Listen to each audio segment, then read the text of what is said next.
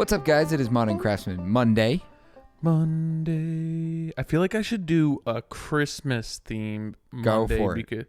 for Christmas carols. All I want. No. Oh, that Mariah? Yeah. You think Mariah? I don't know if I could sing that well enough. I feel like I'm just gonna bomb that. It's weird. Try it. I'm embarrassed. Just the fact that I'm You listening don't look to it. I just kind of want to do like the old voice that they do. What's like that? chestnut, like chestnuts roasting on an open fire. You know that one? Keep going. I don't know any more of the words. I was going to say I don't know any of the words. Otherwise, I'd chime in. It's John? Modern Craftsman Monday. Everyone just like lowered their radio. All right, guys, turn it back up. We got Frank, Carpenter One. Frozen Frank. Frozen Frank is his new name. Yep. Is it Carpenter 1-3? 1-3. 1-3. A bunch of you guys had sent out a request to have him on, so we reached out to him. This will be his first podcast, and we're going to talk about a little bit of everything. San Diego, what the talent is like down there, and The talent. the people. I don't know, the weather, Carpentry? everything, carpentry, painting, Weather. Getting jiggy with it. But he works for a much larger company and essentially runs the millwork division. So we talk a lot about that, and of course his comedic Instagram and jig making. Yeah. And he hooked us up with his website.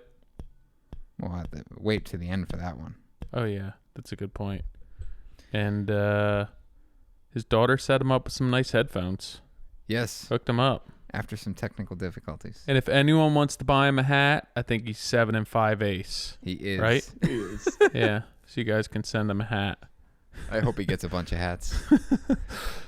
Oh, Guys, man. This podcast is brought to you by Duration Moulding and Millwork. If you've ever ripped out a thick, old-growth piece of white oak windowsill from a building, you probably know how remarkably well that material stood up to the test of time.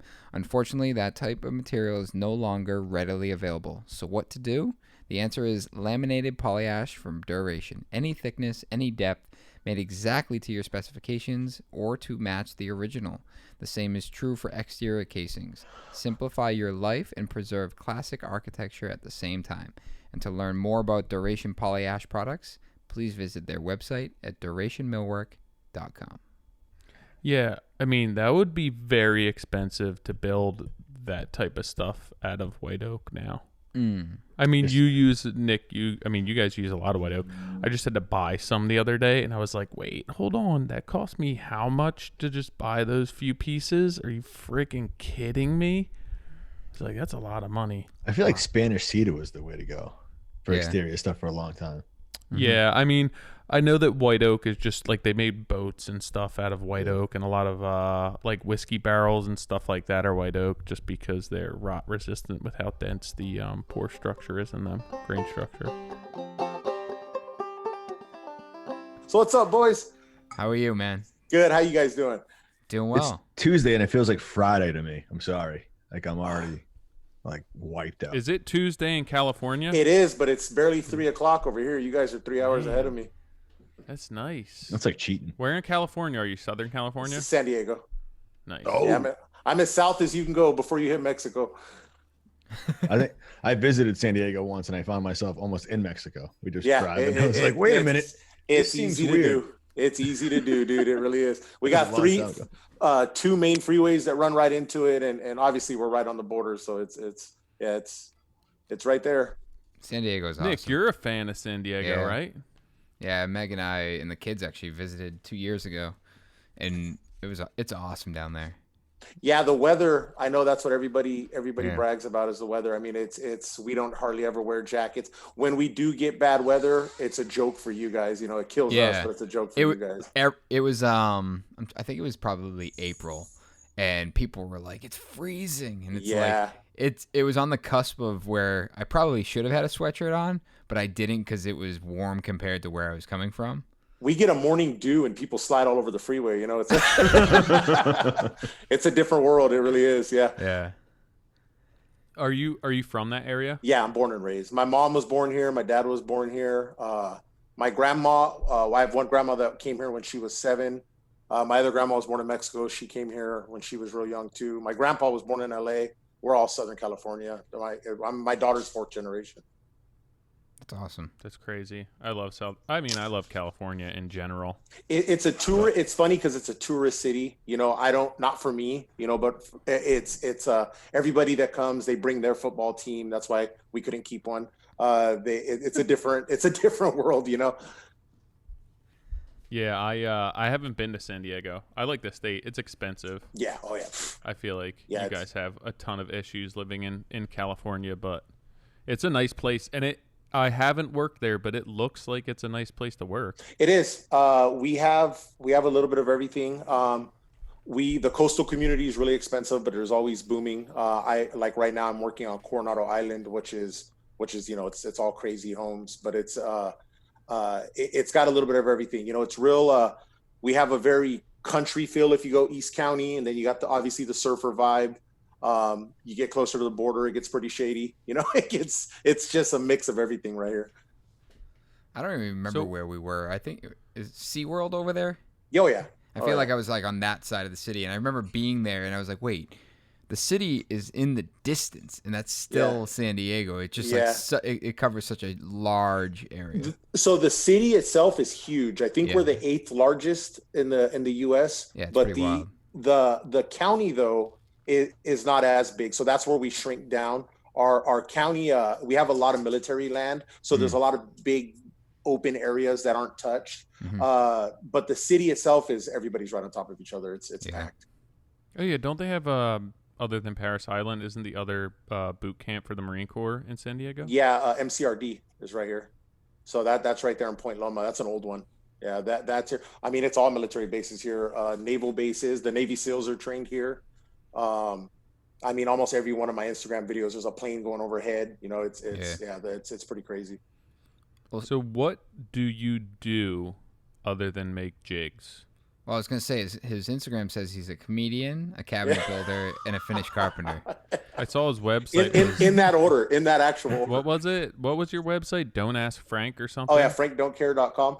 Frank Don't Care. So one of my followers, which was super cool, actually set that up. It's a real website. So it just takes, it's not a website, but it's a link that just takes you to my Instagram page. So if you go there, it'll actually take you to my Instagram page.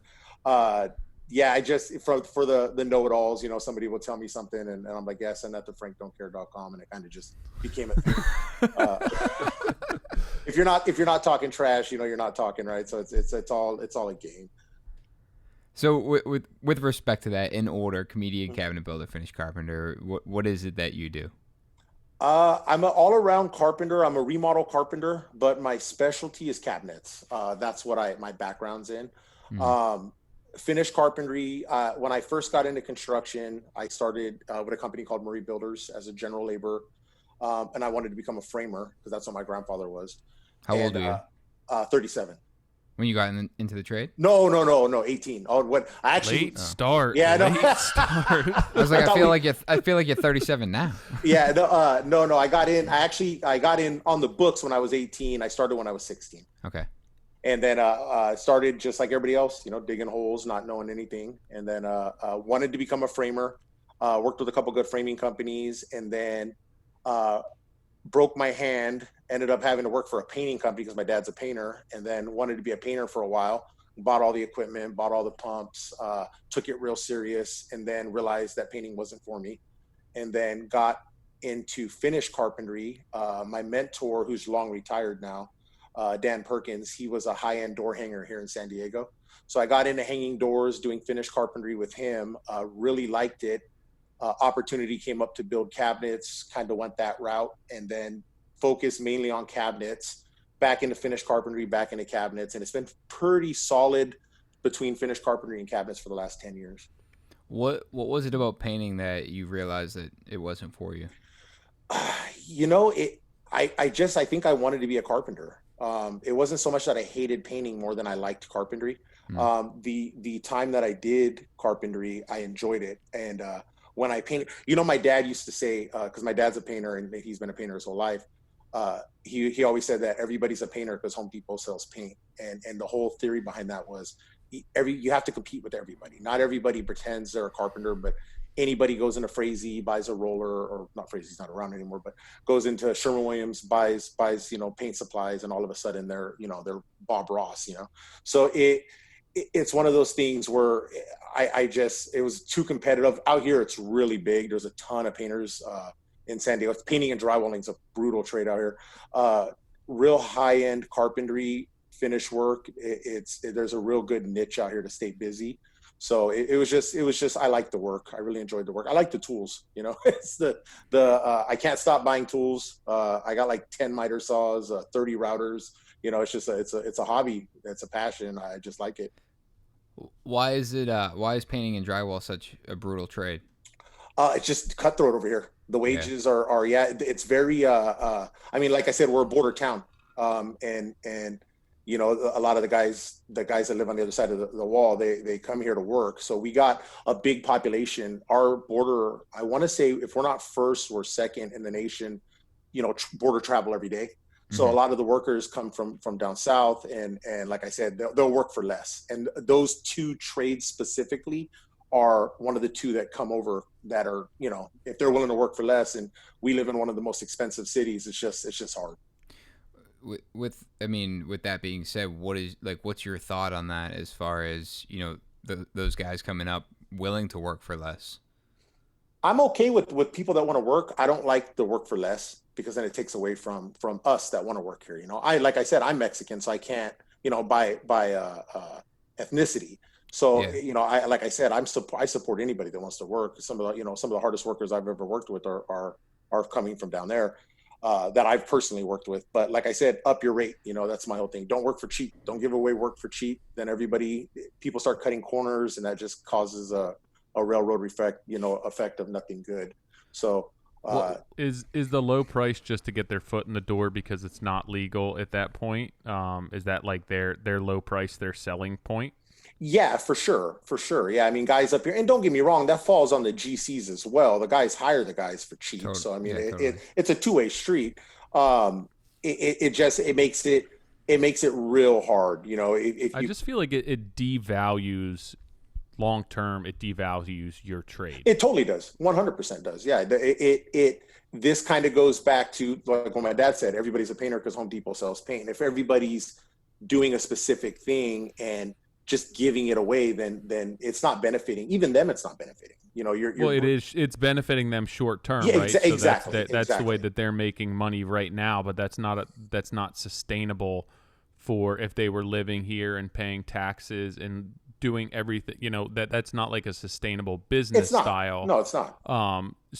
But that's where it kind of hurts everyone, because if you're living here, you're raising your family here, you're paying into the system here, and it's that you can't make a living on those wages. You can't. And that's the other thing is there, because we're right next to TJ, the cost of living there, as you can imagine, is significantly less. So for them, they're the guys that are willing to do these crazy commutes in the morning and come up here. I think a lot of it boils down to on the GCs as well. Like, they need to slow their roll on everybody needs to work for a fair price. Don't give away anything for free. But I don't know, at least over here, I don't know if that's I don't even know if that's even possible to fix anytime soon. It's crazy. It really is. The workforce over here is very vast. I mean, there's a lot of guys, and it's I don't know. That's why I tried to focus on something a little bit different, doing more of the high end stuff. There's a little bit less competition in that,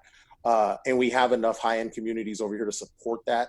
Rancho Santa Fe, La Jolla, Coronado. There's a lot of really, really high end areas in San Diego that'll pay for the high end work. If you're coming over here to get into the track building, then you got a rough road here. I mean, that's a tough one. I mean, it's just tough because at the end of the day, it's tough to judge someone who's doing that, right? Because I look at myself, and if I were born into that situation, at the end of the day, they're just busting their butts to provide for their family. Oh, of course. And I think that realistically, like you said, the weight of that should be falling on those GCs, where they're coming to the table to offer their customers something of value other than a lower price than the guy next to them. And there's going to be, like I said, because our city's so big and we crank out so many track homes here. I mean, there's nonstop building. Coronavirus hasn't touched construction in our area at all. And it's hurt with supplies, but it hasn't hurt with the actual building. The guys, I mean, there's always work here. There's no shortage of work by any stretch. I mean, since I was a kid to now, areas that guys used to ride motorcycles and dirt bikes and everything are completely gone. You know, it's homes. Everything's homes now. But again, those are track homes going up, you know, and there's just a lot of people moving here. It's funny because a lot of people are leaving now. You know, our governor is not the most loved man right now. And so people are fleeing California, but people still come here. The weather and everything still brings them in. So we're always getting people as fast as we're losing them. But yeah, I feel like it went downhill since Schwarzenegger left, you know? Yeah, dude, I would take Arnold back over what we got going right now for sure. But yeah, good old Gavin, man. I second what Tyler said. It's, you know, and what you're saying about the GCs, it's on them. It's tough because, and I think it's true. Like you're devaluing what we do, and you know, for you, you know, to speak individually, you know, you selecting a trade that you don't have to compete with, that is great. But you know, if we were to step back and look at the entire industry and see what that's doing to, you know, the entire industry, it's like everything is so price driven, and you know, and for these guys that want to, you know, they want to provide for their family, and they're gonna be cutthroat and do it for the least amount as possible. You know, it just becomes this, like Tyler said, this leverage, you know, that hey, this is the value I'm going to bring to my end user, my client. I can do it for cheaper. I can do it for cheaper. And it's, you end up, in my opinion, it's just not sustainable, right? Where if something happens with the market and, you know, they simply can't afford to live because they're literally paycheck to paycheck. They've been negotiated in this position where, you know, when times are tough, they can't stick around. And now it's like, you know, cheaper labor has opened up different things over here too. Like we do, my company and specifically does a lot of construction defect claims. Big portion of business that we do. And that business exists because of shitty work, you know. I know, but is that really a good thing? No, not saying it is. That's not my point I'm getting at. What I'm getting at is that it's funny that the negativity will bring, if anything, I'm going to jump in on that. The lower labor will actually it won't benefit. This goes on to the one won't benefit. It just opens up another thing, you know, that comes along. That's what I'm saying. We're involved. The company I work for is involved with so much stuff. I mean, we're in everything. I mean, it's just that I always have a hard time with that. And I even, you know, some of the guys that have worked for us as subs, you know, they've come in and it's, you know, in doing multiple projects with them or having conversations with them, I quickly realize that some of these guys are doing it at a price point that it's barely allowing them to survive. Mm-hmm. And, you know, and oftentimes I have a real conversation. I'm like, listen, I don't want you to suffer to do this job for me. I want like you to be paid fairly and you know, obviously you need to provide the value to us as the GC and eventually you know, and as well as the homeowner, but that shouldn't be at a price that is affecting you and your family. And I feel as though that's where we're getting into this, you know, rat race to the bottom. My big thing is just don't give it away. You know, we all yeah, of course, right. Yeah, we all work. You know, we all hopefully. I mean, I would like to hope everybody strives to do their best and whatnot. Everybody's different in this business. Everybody's end game and goal and whatever is different. But me, I know what I want to accomplish out of it, and just don't give it away. You know, if doctors started doing free surgeries on corners, I mean, what do you think would happen, right? So it's you just don't give away the business. Yeah, and it's tough to, you know, it's tough to make that analogy too, because, you know, a doctor, obviously there's schooling and things like that where, you know, I'm going to use air quotes here, anyone can be a contractor, right? It's the entry, the cost of entry is so low. You say you know what you're in this for. What is that? What are you in this industry for? To build the tools. Yeah, to build. I thoroughly, and I know this is probably overstated, by like I thoroughly enjoy building stuff. Like my end game is to just keep learning until I can't do it anymore. I mean, I enjoy it. I wouldn't do anything else. I'm not somebody that fell into this, because I had to do it. Well, in some ways I kind of did but I like it. I enjoy it, and it has became everything. I mean, when I'm home, I'm watching, I used to get home and I've been a subscriber to Fine Home Building Magazine for 15 years. And, that was a big high for me before I, figured out how everybody was on YouTube. But watching videos, watching you guys work, Gary Katz, Spencer Lewis, watching every single video I've watched. So, I mean, I've made my whole life around this. I really enjoy the finished carpentry, the carpentry aspect, doing it, learning, student of the game, just keep learning. And hopefully one day somebody's learning from me, that's, I just enjoy it. That's all I like contributing where I can.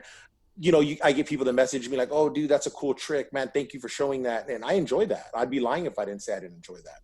It's before getting on Instagram, I've never done any social media. I've never had a MySpace. I've never had a Facebook. I've never, I just found out what Snapchat was. Like, this is all new to me. So having somebody care about stuff that I'm doing, building, that's awesome. I dig it. I'd be lying if I didn't say I didn't dig that. My wife never cared about my router jigs. They could care less.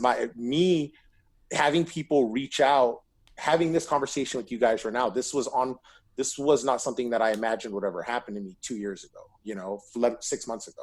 So this has been cool. It's just been a fun journey. I want to continue that and just have fun. Once it's not fun, I won't do it. It's fun. This part's fun. The work's the work. I'm always going to be a carpenter. I'm always going to strive to be a good carpenter. I'm always going to strive to be better and better myself. As far as, doing what I'm doing now, showing it, teaching what I can, doing the little things that I do, it's fun. It's fun. And I want to keep doing that. And I'm hoping it stays fun. So are you working for a contractor right now, or is it your company? No, I work for a contractor. So I run the Millworks division for a company called Apex Contracting.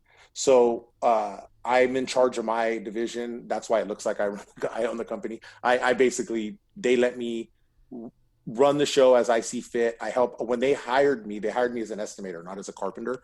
So I came in as an estimator. I took a 4-year break from carpentry just for pay reasons to get up the pay scale. And then fell back into it because the estimating was driving me nuts. And they wanted to start the Millworks division, so it just worked out. The timing worked out. Everything worked out. So were they able to compensate you fairly? Oh, yeah, for sure. And I still contribute to the estimating portions. I'm looking at 2 big built-ins right now. I'm going to do the estimate. I write it up in one of their EWSs and, so forth. But, yeah, no, I worked the company when I started was more of a mom and pop shop. It's grown. There's 160 employees now, so it's a very large company. We have like a 20,000 square foot warehouse. I think we have like 90 vehicles. It's a very big company. Wow. And how long have you worked for them? 4.5 years. And how many people are in the millwork division now? Now 3 that rotate. I had another guy that didn't work. I've had several guys that didn't work out. I got a young apprentice now that looks like he's going to work out really good. Cool. And so you're full time there, and then you're helping with estimating too? Yeah. And what else does the company do? All sorts of contracting? Oh yeah, we have our biggest division. We have a waterproofing division that does nothing but waterproofing. So we just broke ground on a big high rise that's going up in Coronado. It's a 2-year project that the company's going to do for below grade, all the deck proofing and all that stuff. I don't work with them too much. The only time I ever go in is if they have like rot issues on decking and stuff. But we have an insurance restoration division. We have a commercial TI division. They got their hand in everything. I mean, they're willing to dabble in anything. One of our biggest, I would say, is the construction defect and TI divisions are our 2 biggest. So you worked for smaller companies before this, right? Mm-hmm. And you basically got out of the field to help grow your pay scale, mm-hmm. make more money. I'm sure having a family, everything, mm-hmm. You're going to make more money. What what are the differences between working for a bigger company like this, from a financial and from a benefit, but that are paid time off perspective, versus like a smaller company that you had worked for before? So this company, the good thing here is I still have, if somebody was to get hired here tomorrow, they would have a very big company feel. I still have a small company vibe here because when I started, it was smaller and I worked directly for the owner. So I still chop it up with him, go to his house if he has a UFC fight kind of thing. So I still got it. I got a very small vibe in a big company, which works out for me. I've always liked the smaller shops better. I worked for a very large company prior to this one, and I would always joke it was the Walmart of construction. You're just a number kind of thing. So working for the smaller shops, like I worked for a company called B.E. Kaler till they closed down. I was their carpenter, and when the economy turned, his company just couldn't stay up. And but I love that company. It was a mom and pop vibe. It was super. It was a handshake company. You go in, good morning, go get there on Friday, get your check. It was a good thing. This company right here is really good. I mean, they're really, really good to me. Financially, they treat me fair. Everybody always asks me, why don't I start my own things? Because I'm getting treated good. Is there a difference between this and working for a smaller company? I guess what I'm trying to get at, I feel like smaller companies don't have enough work volume and enough fluff in their overhead to be providing a lucrative income or a comfortable income for their employees. It's almost like they're on an hourly rate, and then a lot of times they can't afford insurance or cell phones or paid time off, and I feel like a lot of times when you work for a bigger company, you have those benefits and you're offered those kind of liberties just because you're working for a bigger company. Was there a difference, or is there a difference between working for a larger company like this and a smaller one? For sure. Until you get to the bigger companies, in construction, unless you've been at a place for a very long time, you don't hear things like 401k. You don't hear things, and now you do. So you hear that kind of stuff with the bigger companies. And like I have a company phone. I have good benefits here. Those are things that definitely opened up with the bigger companies. And it's not that the smaller companies don't want to do it. It's just financially not stable, right? See, and that's like what I like hearing that, because so many people, like you said, why don't you start your own company? Mm-hmm. Because it might not make sense to, but so much of the residential construction industry in our country, nobody can afford to pay people or give them incentives or, provide a comfortable living. But it is out there that there's these larger companies that can provide you and your family with a comfortable living, and you don't have to go out on your own. Everyone thinks they have to go out on their own. It's very difficult. And I know this because I've done the estimating standpoint. I've seen the numbers. I'm not just a guy that builds the cabinets. I actually come up with the numbers to make the profit and build the cabinets, So I've seen it from both sides. It's hard to go out on your own. And especially if you guys live in big cities, I mean, it's difficult. I can tell you just from a medical standpoint, my medical, when the California Obamacare kicked in, my medical doubled. So my medical went from I was paying like $420 a month out of my pocket to $900. And then when Cobra happened, it was almost $1,100 when I switched companies. So that, from a standpoint of, just that alone, that one chunk that you got to worry about if you're on your own, Did he freeze? Yeah, he did. Frozen Frank. Oh, sorry. There we go. Froze for a second. It was Frozen Frank. I thought I said something bad. I was like, oh, why are they just looking at me? Nah, it was you were talking about Cobra when you switched to Cobra. Just that alone, how much of a difference that made. It is. It's huge. And it was that, like I said, those little things, which are big things, kept me from going out on my own. That stopped me a lot of times. So, and like I said, once you find a place that treats you good, then you hang out, right? I mean, that's kind of where I'm at right now. I'm happy. It's funny. I had this conversation earlier today with we're looking to hire a part-time admin, and I was talking to this girl, and she's in a position in another trade, working for this company, and she's talking, and it's a smaller company. It's her and one other person, and she's talking about the natural progression for that industry is to start your own business. And that, to Tyler's point, it's so frustrating because, even, and I'm speaking, obviously I own my own business, but it shouldn't be that way. It shouldn't be that the only way you become successful in this industry is to own your own business. Like that's the top. And obviously, like, I feel like there's been so many relationships to like someone like Facebook, right? Like the conglomerate where it's, the number 2, number 3, number 4, 5, 6, 7, 8 person in that company is worth billions of dollars. Like they're extremely successful. And, obviously that's a far different business than, say, painting or contracting or anything like that. But it shouldn't be looked down upon, and that's not necessarily the right word, but it shouldn't be looked at in a negative way where or a hindrance that you're the number 2 in the company or the number 1 of your division, but you work for a bigger company. There's so much room there for success, for someone to really fill the shoes. And Frank, you hit the nail on the head where it really comes down to working for someone that treats you well and gives you the opportunity. And it sounds like you're working for a company that has, 90 people or 90 vehicles and divisions anywhere from waterproofing high rises to tenant improvement jobs. That's that's casting a wide net. It is. Yeah. But it sounds like they're basically a bunch of micro companies under one brand. We'll call big it. umbrella. Yeah. The owner, so we have 2 owners that basically started the company in, I think, 2003, and they've been friends since elementary school. Really, really cool dudes. The one actually's background is in waterproofing, so that's where the waterproofing came from. They got in, started that. The other owner was a machinist. His dad owned a machinist shop in downtown, and when Petco Park got built, they bought out his shop because it was right where Petco Park's located.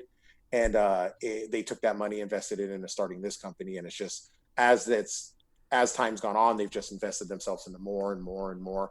And they're very good about saying yes. So if something seems like it's going to make money, or it's going to have a good future, and it's going to bring in work, they'll say yeah more than no. So that's why we branched out so much. It's a good company. It's a really good company. With respect to that, obviously they're the decision makers, but the only way that, in my opinion, that's successful is having, good leaders in each of those divisions. Of course. And what, I guess, in your experience and since you've been there, what does that look like when, say someone approached them and said, hey, we got this pile driving company we're going to add to this, is that something that, is a group decision, or is that, they're looking at it and then basically absorbing that company and then developing that division? To be honest with you, I don't know how some of the big, because a lot of the big bringing in certain divisions, like the waterproofing division, for example, that was before my time here when that started. We did as like an insurance restoration company closed down, and they bought the company.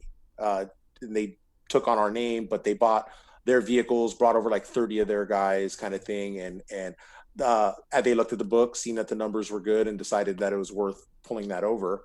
But that's for them. I think if they can look at a plan and see that a company's made money, a thing has made money, it looks like it's ran right, there's not a bunch of bad decision making, at least on paper, then they're willing to try it. That's fair. And I think you've already said this, but going back to the millwork division, was that part of the company before you started here? No. So that one was a funny one. So one of the owner's houses burned down, and I wrote the estimate for the insurance company to put it back together. And when that happened, my superintendent wasn't working out. So we parted ways with my superintendent at the time. And I ended up running the job that I estimated, the owner's house. And obviously working directly for the owner's house, when it's personal property, you can imagine there's, things got to go right. So around that time is when I put my bags back on. I went in, I trimmed it out. That's my first post on Instagram, matter of fact. I trimmed it out, built the cabinets. And when I built the cabinets, I built them home. I have a little home shop set up, not very convenient, but workable. And I built the cabinets, and from that point, that's when I kind of made the mental decision that, hey, you know what, I want to do this. I don't want to do the estimating anymore. And then it just kind of worked out that way. We bid a couple big jobs for Millworks. We did a job in downtown where we had to. It was called the New Palace Hotel, historic building. It got converted to low-income housing, and we got brought on as the contractor to do it. So bunch of millwork in there got done, did it, made a killing, company did good, profitable job, and it's just kind of took off from there. And then like this Coronado project that I'm on right now, you know, it's $11 million house, did all the millwork in house, looks good, customer's happy, it just keeps going. So it's kind of been a self-feeding machine as far as work goes. And then having the different trades, this goes like I was saying with the waterproofing division earlier, I'm not a waterproofer, but a lot of waterproofing jobs need carpentry work done. So it's worked out not having to sub it out anymore and doing it in-house. We've been able to do it.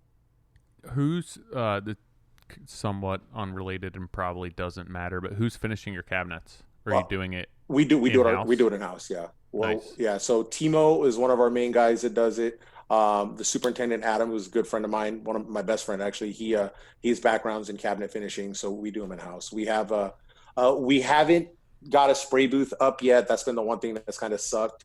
We're looking at doing one at the warehouse, but we have all the, air assisted airlesses, HVLP cap sprayers. We have all our own equipment. Back to painting, man. Yeah. Yeah. Getting back in the bucket. The air assisted airless and the turbine's actually mine. So that's bringing it to the table. I feel like, I don't know. It's nice to be able to build your stuff and finish it too. Mm-hmm. To be able to offer that, there's a convenience factor with that. Just controlling the process a little bit more. It is for sure.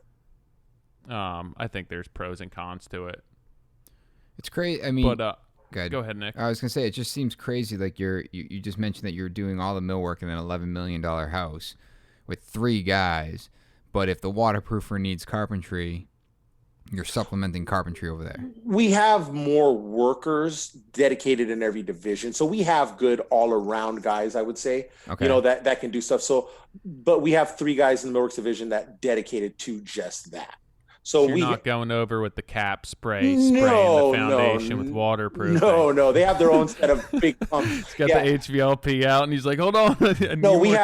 We have several guys in the field that are competent carpenters. You know, gotcha. They're just not on the dedicated crew. That's my crew. Yeah. I mean, even for an $11 million house, that's a lot of bandwidth to cover for 3 guys. Well, you got to remember too, that's San Diego, $11 million. So that's, $6 million somewhere else, So what's an 11 million? How many square feet is something like that out there? 6,500.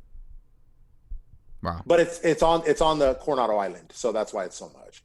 So, what are we at right there? God, it's fuck. I want to say we were, oof. You were doing good. You were doing pretty good not swearing. You said on the yeah. My apologies. I'm just kidding. We've had several change orders, so I'm just trying to think what our last budget was. I'd have to let you guys know on that one. It's a fat number, I can tell you that. Well, it's just even still, I think of a 6,500 square foot house, 3 guys. I mean, it's a lot of millwork even if you're just dedicated to just that project, right? Where it's you're not expanding into additional sides of the business, and it sounds like you personally are, and then there's 3 guys that stay in the shop. Is that right?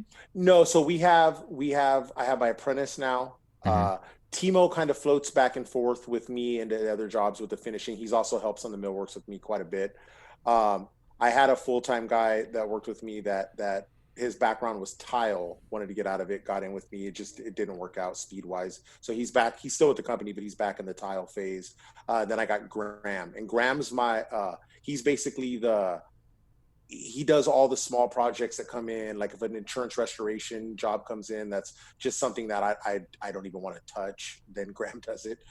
So Graham's like the filler guy there. And then, like I said, multiple helpers. We have several laborers. So we have several laborers that come in as helping hands. Like I said, the company is very big. I mean, field crew wise, as you can imagine, not everybody there is doing 4-piece crown molding or anything like that, but we have bodies, that are educated enough to assist a lead person to accomplish the job. So a lot of the high-end stuff, like I said, the Coronado project, I'm hands-on. I've been living at that job pretty much just because of what it is. But typically, like I said, I'll guide, show them what to do, line them up, do the complex stuff, and then the job kind of, they'll run the rest of it and make it happen. But some of the bigger projects like this Coronado one, that I'm pretty much living there. It's almost done now. We're at the tail end of it, but it's we have the bodies and the manpower. Like I said, it's just getting that one lead guy, to run the crew kind of thing. Yeah, it's just, I mean, even like, I guess my mind, I keep thinking about manpower and how you're facilitating that, and it's brutal. It's brutal. That's a lot of people to. We've had quite a few people come and go over the last. Guys will come in. Everybody comes in and says they can do everything, and they're the best carpenter. They invented the hammer, yada yada yada, and then you hire them, and none of that's true. I've even had guys now where I'll bring them in and I'm like, let me see your tools, because I don't want to see any Ryobi chop saw. I don't want to see. I just, there's more to it. Not saying that that's what's going to make you the best carpenter, but I can give a pretty good judge if your bags look brand new. You're not going to tell me you're building kitchens and all this kind of stuff. It's funny. I actually don't remember who it was, and I don't know if they still work for us or not, but I remember they had some Ryobi tools on the job site, and I jokingly made a comment to one of the carpenters that had been with us for a while, and I showed up next week and they were gone. He had brand new, I think, DeWalt or something. It's just funny. You go to that. 18 years old and I was working for Murray Builders. Awesome company. I was a kid, I didn't know any better, and my uncle told me, was, oh man, he was something else to work for, but he told me he was a superintendent there, and he said, you better show up with a drill and all this stuff on Monday. So I went to Home Depot at the time, and this is like when impact guns, this was 2003. So impact guns weren't big yet. They were still, not everybody made one. Right. And I went to Home Depot and I bought this Ryobi kit, this plastic case, and I had a flashlight, a sawzall, and I was like, oh hell yeah, man, I'm gonna look like a champ. And I walked into the job, and one of the electricians was like, "What's up, Bob the Builder?" And it was, oh man, it was all bad. And after that, I was like, "Yeah, I'll never buy Ryobi again." That was one of the early learning lessons on power tools. I actually went out and bought. We were doing a job, and I guess I didn't have one of those angled corner sanders. Mm-hmm. I had my fine multi-tool. It had one, but then I ended up needing to sand I think it was a basement, and there was going to be carpeting coming down the stairs, but then the sides of the stringers or the skirting was going to get painted, and I needed to sand all that. So I went out and bought a Ryobi sander just specifically dedicated for that job. Beast, right? Yeah, I was like, I'm just gonna burn through this thing. It came with those sandpaper and all that. I was like, I'm just gonna use this for this, and I used it for the one job, and then went out and bought a new one. I was like, I can't use this. You know what anymore. kills me? Vibrating through the house. My guy Graham has their nail guns, 18 gauge nail gun, and I swear to God, it's the most reliable cordless nailer you've ever seen in your life, and it kills really. Me. And I don't want it to be right. I want it to fail so I can prove a point, and it just won't die. He's an older guy too, so he's probably going to go before the nail gun does. Probably. I feel like you can luck out and get something like that. It's going to happen, right? But yeah, no, as a whole, for sure. So what? I know that you had said for you, the end goal was just to continue to learn and kind of give back to the community and be a student of the game. What do you think that your role and where you're going to kind of go with the company, have you given that any thought? It sounds like you're the type of person who wants to continue to progress and learn and grow. Have you kind of found a way that you can integrate that into the company to continue to grow this division? Yeah, for sure. I think we're going to be adding on to the cabinet shop. We were supposed to already do it before COVID happened because we have a very big warehouse. We're going to just take some of our own real estate. But when we made the cabinet shop, we made it far too small. It was kind of to prove a point that it could sustain itself. And now we're going to add on. And ideally, I would like to see the crew get bigger, have multiple crews, and be able to take on multiple projects. One of the hard things is training a lead guy. Honesty's big, and that's so hard. It seems so hard to get nowadays. Somebody that's honest, that's going to show up, work the hours, actually work the hours. Somebody you can, because I've had guys that'll work really good with me, and then when I disappear, they disappear, right? So finding that person that would be a good foreman has been tough. That's where I'm having a lot of hope with the kid I got now. He's got a good head on his shoulders. He's unfortunately he has COVID right now, so he's been on lockdown. But he's sending me pictures of his wood shop that he's building at home, and he loves it. He wants to be a carpenter. And there's a lot of guys that, I'm sure you guys deal with this crazy. There's a lot of guys that get into it they want to be a superintendent. Everybody wants to be a superintendent because they have no idea what being a superintendent's all about. They don't know the hardness that comes with that job, but everybody wants to come in and manage, where what I need is I need somebody that knows how to do that, but I also need somebody that wants to be a carpenter. And that's where the one struggle I've had, hopefully I'm fixing that now, but finding somebody that can't wait to get that new miter saw that just came out, that guy, and that's something that I feel has gone south over the years.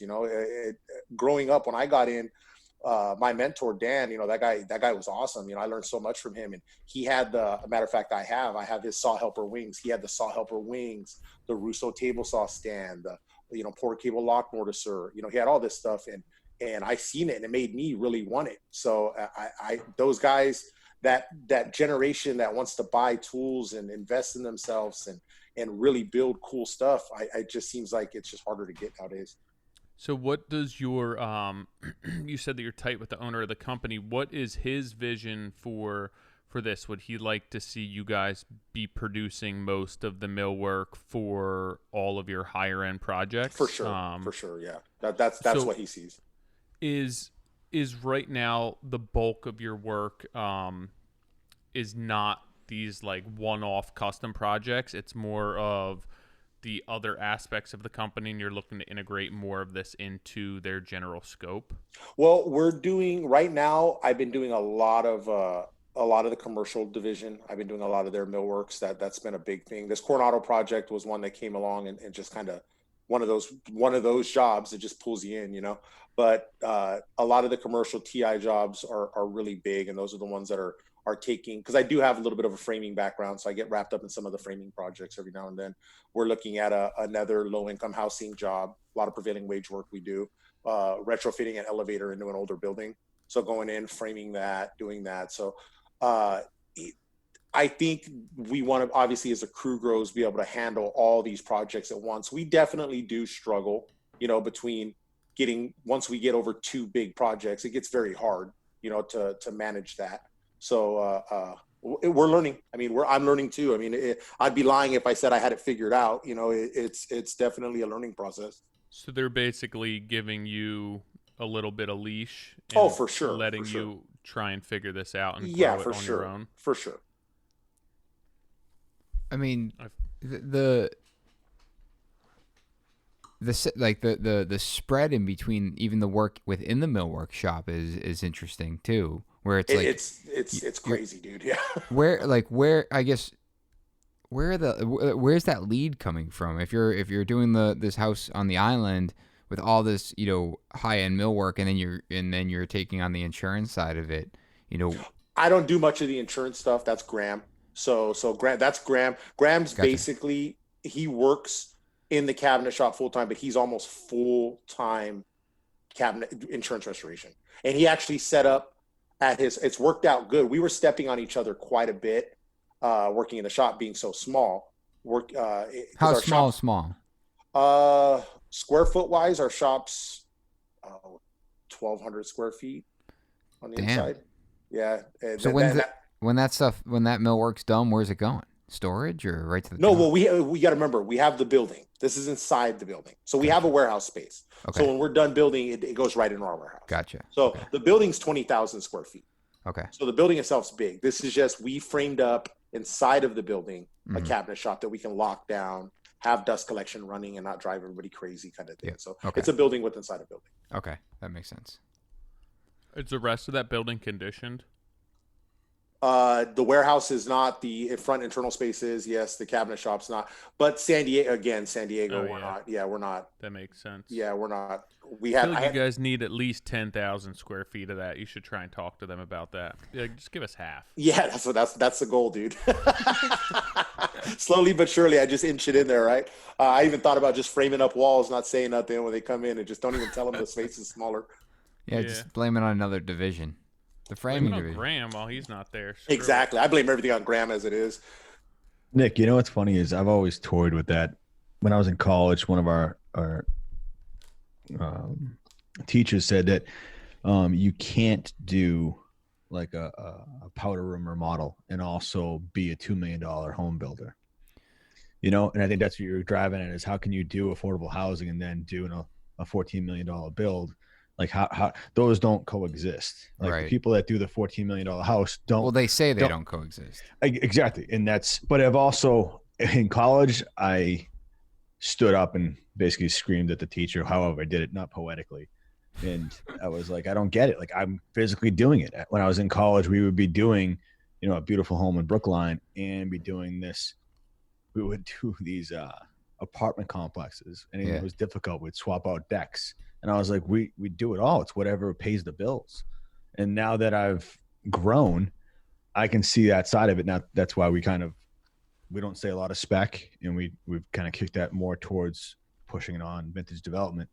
So, I mean, what's everyone's take on that? Can you do the spectrum, or? I think for me, I don't know if you're asking me, but where I struggle is taking my foot off the gas for the level of execution, right? Where everything we're driving is like really high level of execution. And I think back to when, you know, I started my company, I was only promoting that, but on the back end, I would be doing a $5,000 lipstick bathroom remodel to pay the bills. And it's like, and I do. And it's funny you bring that up, because it's like, even right now, I think about like, well, why couldn't I do it? You know, I'm looking at a possible investment property, and I'm doing the numbers out as the way I want to build it, instead of doing it like, hey, I could scale back the quality, I could buy cabinetry, I could do all these things and be really profitable, and then do that a couple times, and then build something to the spec that I want. I mean, doing it back in the day, we used to take off they had this cantilever porch in Brookline off the VFW, and they'd go in a foot and they'd come out 5 feet. So like all of them would start just hanging off. So we'd go in there. And I used to love that when I first started. It was like, it would take 5 to 7 days to rebuild these things. And I was just like, all right, I'm going to do it in 3. We pound out more of them, because we were allowed to do like 6 of them a year. That's but like, I never thought the quality never changed. Meaning I was always, you know, whatever it was back in the day, mitering, you know, picture framing the deck, doing all that stuff. But I never understood till I was later that, like, yeah, you might be doing that facelift, Nick, or any of you guys, but like Frank, but are you advertising that, you know, that spec house, that deck, that $5,000 flip, you know, whatever it is, that facelift? Like, how do you? I don't know. It's a tough thing. Like, no, I think what you're getting at is, you know, and I think you're touching on a really interesting point, is that, you know, for Frank, right? Like, if this was your company, and you wanted to be doing all this high end millwork, but you knew that you weren't, like, the market didn't sustain that. You have to take on these insurance jobs and things like that. But what are you marketing? And you know, and I think. And sorry, I'm gonna just finish my thought. Like, to go back to what I was doing, it was like, I didn't market that. I used it to leverage to pay the bills, but I was marketing the better stuff. And then I think, similar to John, it's like, I later on in my career, you know, a few years later, I'm like, now I can't even understand how I did that, and I lost it's sight complicated of it. Over here, because I don't even see myself. I don't even touch 95% of our jobs. Right. So the divisions are broken up that way. So where this company has supervisors in their divisions that they're basically, I couldn't even tell you how their projects are going, to be honest with you. We had a job up in northern, it wasn't even San Diego County. I want to say it was Orange County, called Talega. It was a big military housing complex up there. And we went in there and did a bunch of work. I never even visited this job once, but we had a crew living up there for a year. So I think to be able to accomplish that, you have to have, I mean, you guys can give your, you have to have different managing divisions that just report to the owner with whatever overhead, profit, quality control, whatever that may be. But I don't even see a lot of our projects. The company's so big that I don't even know half the job name. I don't even know all the guys' names. You know, the company's just that big. You know, everybody knows me because I'm at the shop.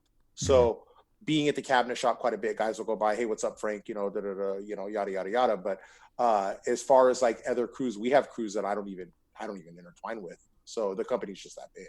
I feel like the hardest part, what you were kind of saying, Nick, is not necessarily yourself. Like if it's super small scale, right, and it's you doing these jobs and then going to a higher end job, you can distinguish the difference between the two. But when you're looking to grow a company, it's very difficult to send somebody who's at a commercial project than to a multi-million-dollar house where there's just a different etiquette and you can only do certain things. You have to watch your language. You have to wear booties. It's to be able to almost flip a switch or train people to work in those two. Like I have trouble trying to train people to work in one environment, let alone like, well, you can do this here or subs. But over here, you know, like, and then if you're trying to hold everyone to that super high standard on a job that doesn't necessarily need that, who's footing that bill? So I think that's where it ends up being the toughest. Well, I struggle with that. The point is like I used to love the jack of all trades general contractor. You were general because you generally knew everything. And now it's like, to your point, it doesn't make any sense. Like you have certain subs that come in and you're like we've hired guys that have been from our more spec or track home, and then they get frustrated just with one tile selection for one room, that it's like, this is how intricate it is. And I'm like, bro, it's just the whole house. Like, it's not like you just got to slap down a pattern and you're out. It's like you have to think out a couple different levels. So that jack of all trade general aspect, I mean, we do a lot of builds, but I really do think we have to narrow our focus, which contradicts what I thought when I was younger, which is why I struggle with it. It's like, I thought I could do it all. Like if I need to do that bathroom, I'll do that bathroom at the same quality that I'll do that 12,000 square foot house. But nowadays it's like, but the guys they bring in there, that bathroom won't be able to afford the plumber, the certain guys that I have, because or the management. Plaster, yeah, exactly. To that level. So what's the point? Do I just lay that out there to someone else in the industry to grab that will be at that level? Like, it's weird. Like how does a client understand that? You know, our way here, like I said, it's divisionally ran completely different. So they're our insurance restoration division, like those guys that work in that division aren't working on the Coronado house. It just wouldn't work, you know. I don't want to be rude to anybody on that. It's just, it wouldn't work. It's a different level of drywall. It's a different level of paint, different level of trim. So to sustain both, you have whatever the expectation is for that crew, that supervisor, that project manager, that estimator reports obviously to the owners. They want to build, you know, quality. They want to build, you know, but they got to make money. So, you know, when it comes down, I don't know I see what you guys are saying. I don't know the expectation differences or whatnot, but I just know it's a different machine for sure. In your division, are you responsible for recruiting? Oh yeah, for sure. What's that look like? Lately, not too good. Construction has been hard out here to get quality people has been very difficult. So what I'm doing now is I've revamped and I'm trying to do the apprentice thing. That's why I'm taking on this kid and just teach them. Everybody that I've brought in, that's you know, the second coming of Norm Abram has just not worked out. You know, I had a guy come in, Falsto, and he came in, he was a cabinet builder, and he was just shady, you know, trying to get steal jobs from the company right under our nose. It's so hard to get that guy. And I feel that the companies that those guys exist, but the companies that they work for are treating them good and they don't want to leave. So I think I'm going to what I'm trying to do now is train train the younger ones, and which has its own set of hurdles, obviously, but train them and build what you want if I can. Yeah, I mean, the recruiting, I mean, that's widespread, right? We're all feeling it. And, you know, to go back to what we started talking about is, you know, being close, you know, in Southern California and dealing with the lower wage guys, like being competitive. Are you dealing with that from a recruiting standpoint? Yeah, for sure. And people now, I mean, it's so expensive here that it's difficult to find. I mean, you can find somebody with heart that wants to do it, but at the same time, they can't make under a certain amount of wage just to get the gas money to come here. I mean, rent in San Diego alone is just crazy. So it is, like I said, it's its own. I haven't figured that system out yet myself. We're making it work just because we have, I think what saved me at least a couple times on my own jobs is we have such a big crew that when I feel like I'm understaffed on a project, I could bring in a guy to help do basic stuff. You know, it doesn't free up the headaches, but it frees up a little bit of the backaches if need be. I mean, that's, good. Where's most of the, I know that you obviously have an influx of labor that's coming in from the South, which isn't necessarily what you guys are doing, but for, you know, there's a high-end market there. Where is the rest of that labor force coming from? Because it's expensive to live there, right? And not all companies can afford to pay a salary or cover benefits or support a lifestyle of somebody who lives in that area. So are a lot of the contractors from outside your area who are coming in and doing work in these more affluent neighborhoods? There's a big push from guys, or big labor pool from guys from like Temecula, northern, right outside of San Diego County up north. The cost of living is significantly less, still very expensive, but not San Diego expensive. So a lot of those guys will come down. A lot of the guys live in North County, East County, a little bit more farther out. We even had a couple guys that were coming from Calexico, which is, God, that's like 2 hours away. I mean, so they do come in and they'll bring in their crews and work, get up early, leave. You know, my next door neighbors, in fact, are big set of carpenters that do a lot of the high rises downtown, and those guys, they'll travel like crazy. So a lot of the guys, that is big here doing that. I don't do that, but a lot of the guys here do. They'll come in and bring their guys with them, and they can afford to do things for a little bit cheaper, and not even so much sacrifice quality. Their cost of living is just cheaper where they're at. Yeah. It's funny because so often these companies, and you're working in an expensive area, and they can make more money, and they aren't necessarily kind of dispersing those funds appropriately to all of their employees. And it's like, how are you pulling the labor force locally to be working in that area?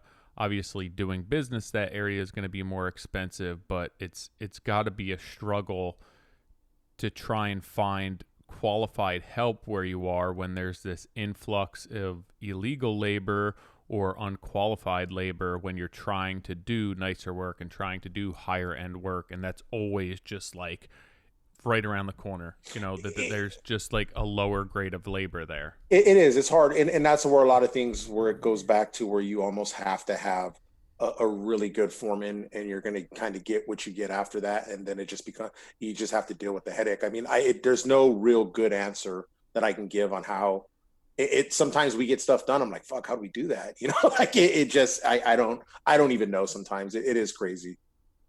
So when do you find the time to be making all of your jigs? Oh God, after hours.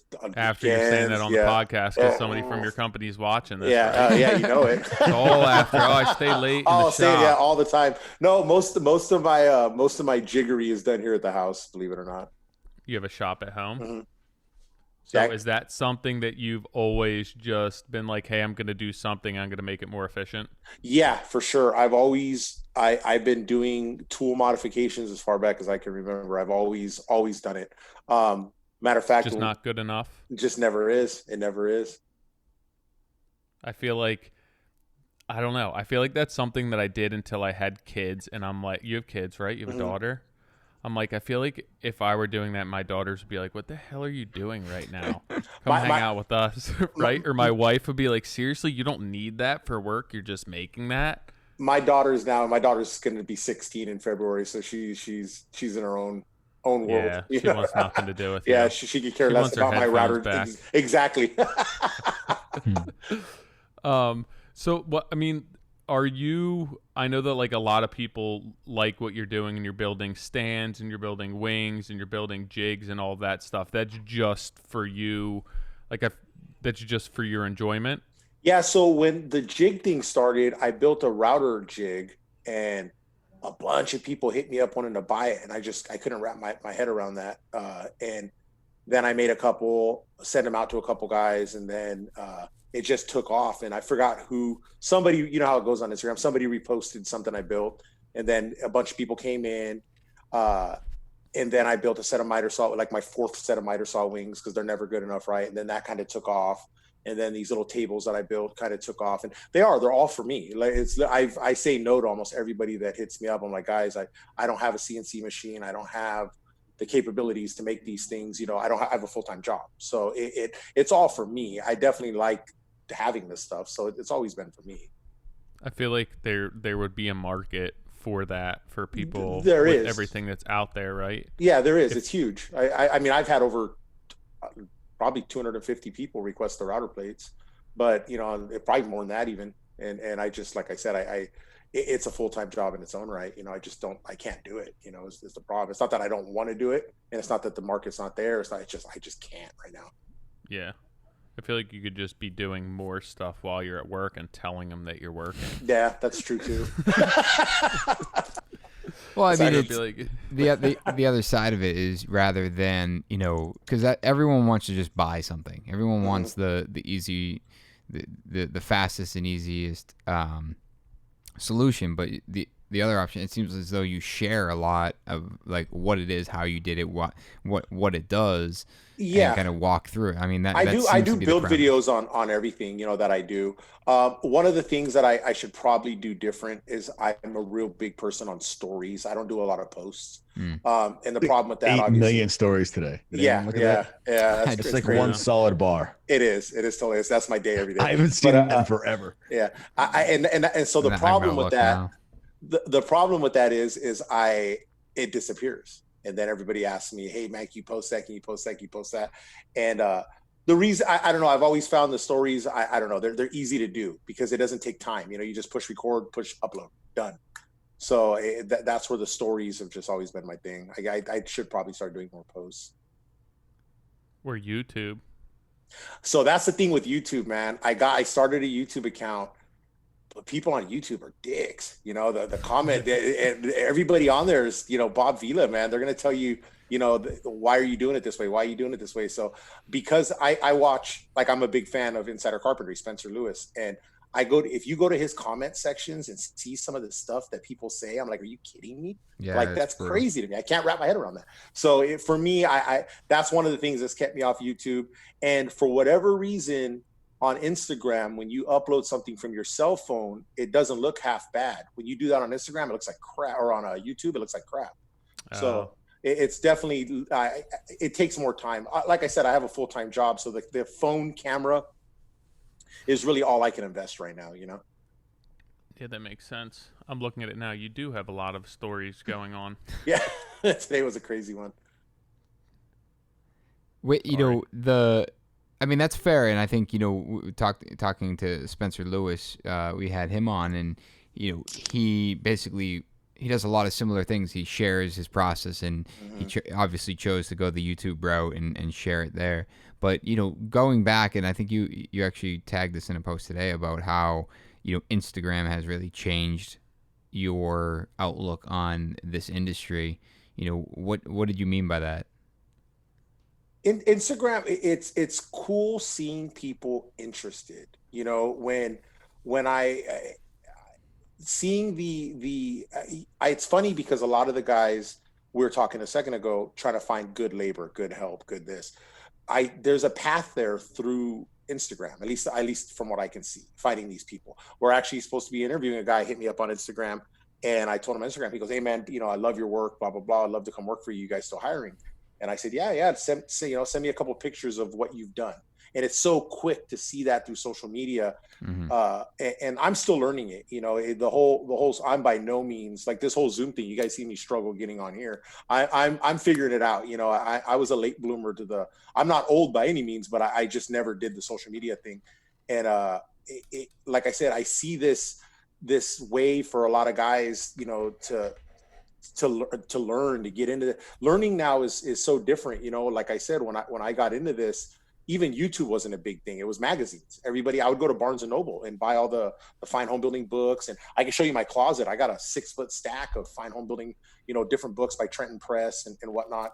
And nobody's doing that anymore. It's all done through social media now. So you guys, you got guys, even Gary Katz, is on, YouTube. You go and watch him hang a door, and you're a door hanger, so it's different, the learning. And I think it's cool because it's giving people like me who would never even thought about doing something like this a chance, to do something like this. This blows my, every day that I'm doing something, talking to you guys right now, it blows me away. Like, it really does. I still can't wrap my head around it.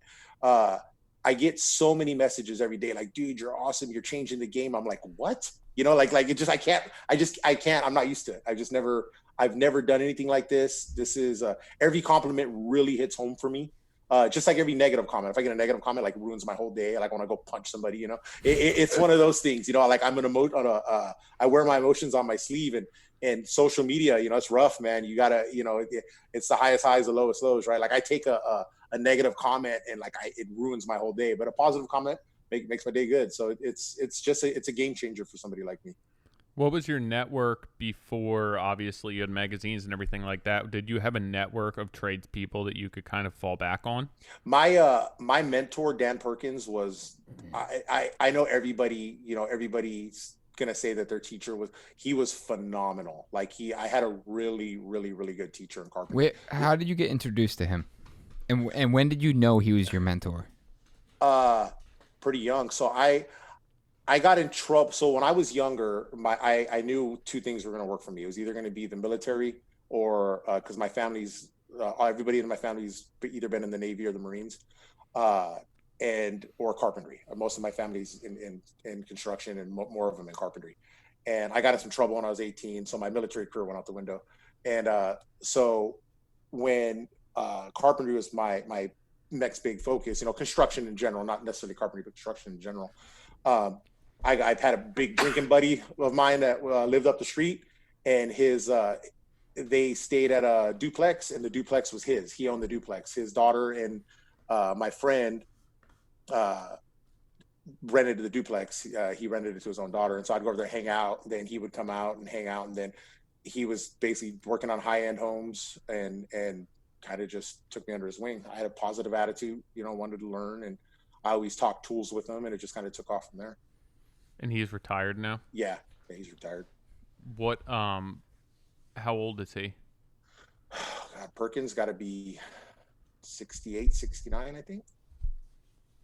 I feel like I want to retire when I'm 68 or 69 doing this, and I just don't see it happening. He's pretty bad at being retired. I can pull him into a side job if I want. He likes it. He still likes to talk shop.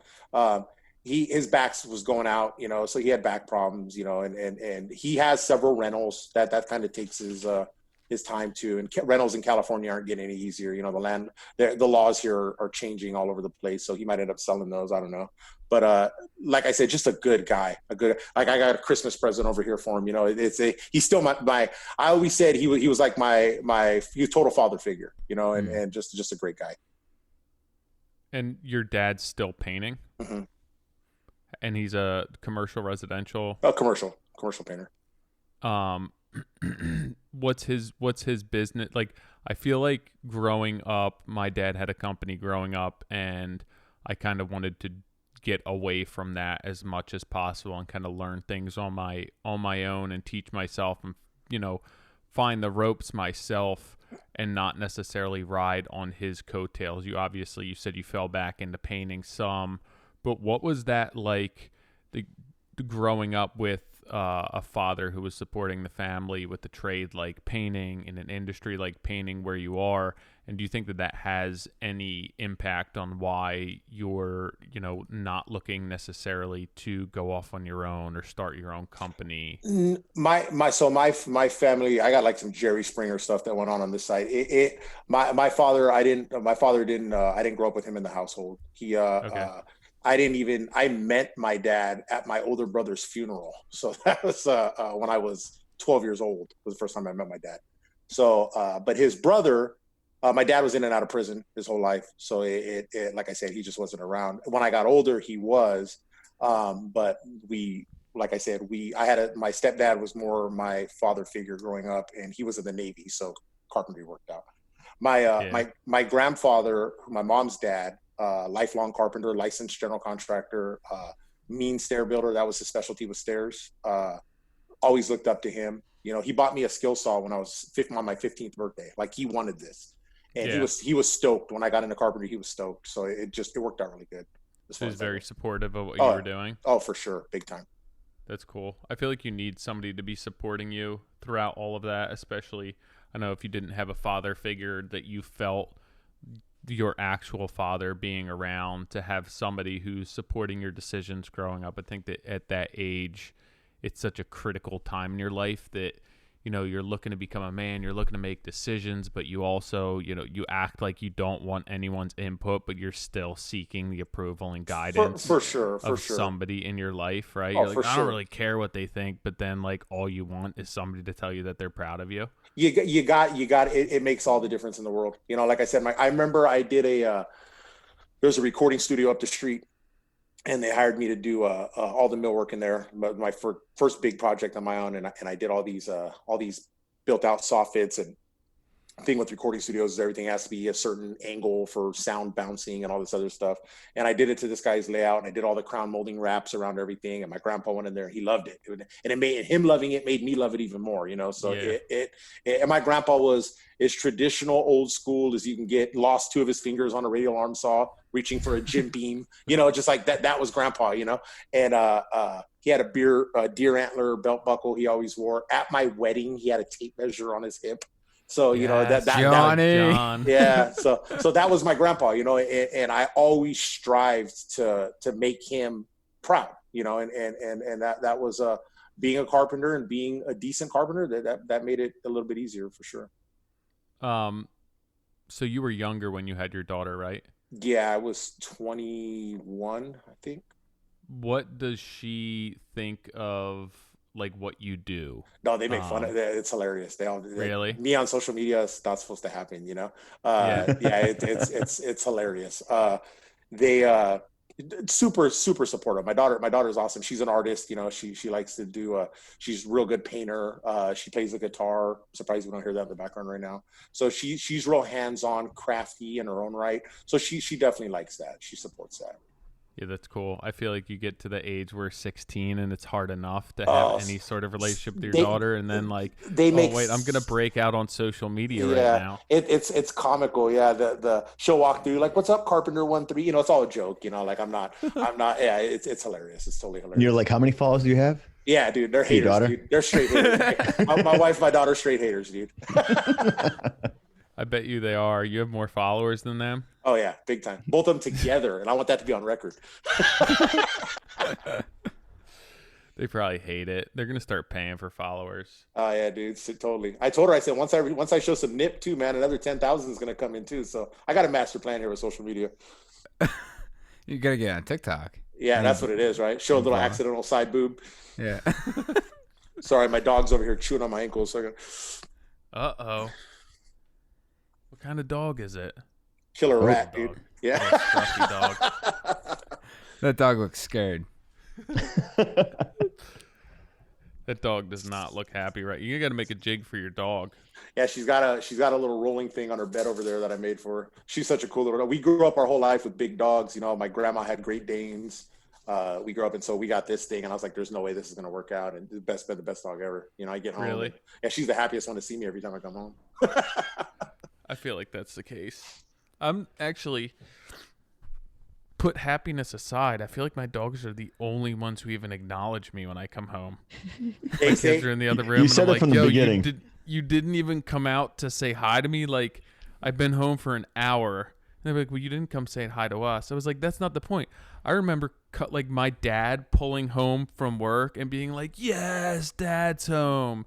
And they're just like, nah, I'm going to sit in here and do nothing and not even acknowledge you coming home. I take the dog with me everywhere. It looks funny because I'm a bigger dude. So, like, I'll be driving down the street and here's this little tiny ass dog, on the side window. And, I'll go get food with her and be walking her. When I walk her, I always get weird looks, because here's a 255-pound Mexican dude walking this little half Yorkshire Terrier. It just doesn't work, That's funny. So, yeah, it's been neat to see what you're doing with Instagram. I think that I'm supportive of anyone who's making trade work and working with your hands look, palatable and look intriguing and interesting. And I think that a lot of the things that you do, even if you had no carpentry background, you can see the organization and the thought put into it. And I think that that may attract somebody's attention to get into the trades who wouldn't have otherwise. And I'm always an advocate for that and always supportive of that. And I appreciate that. Yeah. It's been a weird, like I said, it's just weird how it all worked out. It was non-intentional, and that's why, like earlier when Nick said, what's your goal? Like, I don't even have a goal. Like I don't want anything. Obviously I want to, everybody wants to make money. Everybody wants to be successful. Of course, I'd be lying if I said otherwise, but honestly, building stuff and having people say that looks awesome it's reward in its own right. So basically, once you surpassed your wife and daughter on followers count, it was winning, like, right? Winning, dream big, right? Like, what else? I need nothing else. What's that? Set your goals really low and you'll always reach them. That's kind of seriously kind of what I did. I mean, if you think about it, though, you're kind of living the dream. You're working carpentry. You're in a beautiful place with beautiful women and beautiful weather, amazing food. I feel like luck too. I bought my house in 2009 when the market crashed, and like I said, my house is worth more than I paid for it by tenfold right now. Like, I've gotten lucky, a lot of lucky routes too, and Instagram was lucky. I got on Instagram to look at tools. That's the whole reason why my Instagram thing started. I think you have a problem. Yeah, no, for sure. Most dudes your age get on to look at chicks. And I'm gonna go on and look at tools. The chicks holding the tools. That's everything. It's like tools, trucks. Yeah. Totally. Peterson's 4-wheel drive off-road. I used to be subscribed to all that. I forgot about that magazine. Oh, I used to love that one, man. I had all the trucking magazines. I even went through a car and driver phase. That's when I thought I was becoming old. But yeah, like I said, I don't have this master plan. I don't have any, there's no, I've kind of, a lot of people are like, oh man, wait till Milwaukee follows you and wait till this happens. I'm like, I don't think a lot of that's happening. I cuss too much. I talk a lot of shit. So it doesn't not good for advertisement. So this is all just fun for me. I don't want to change anything. I don't want to do anything different. I like this, I want to get a little bit better at recording, and I'm horrible at that. So I'm always got my fat thumb in the way, or, I try my best. Maybe you could teach your dog. Yeah, dude. Bring her with you. She's way too fast, man. I already got a bad back. Trying to deal with her with a camera on her back would be crazy, but so the only thing I want to tell you is don't sell yourself short. Don't,